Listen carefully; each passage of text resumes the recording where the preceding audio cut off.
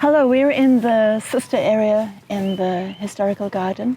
This is Tenecia. She's my colleague. She takes care of the whole vegetable area over here, and was really inspired by the Hügelkultur that she's been creating last year in one of the areas, which is just like an elevated form of the no-dig.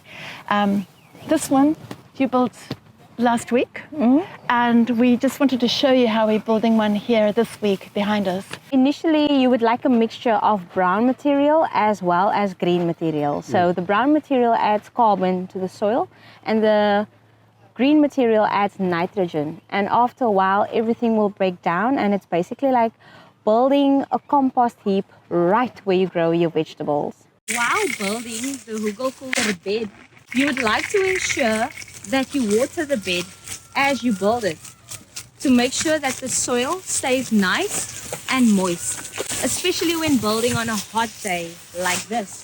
Thank you, Gundi. Nice about building a raised bed is you can use material from your own kitchen, like your vegetable waste, any cardboard from packages you have removed. But I hope you can use this at home to build your own raised bed.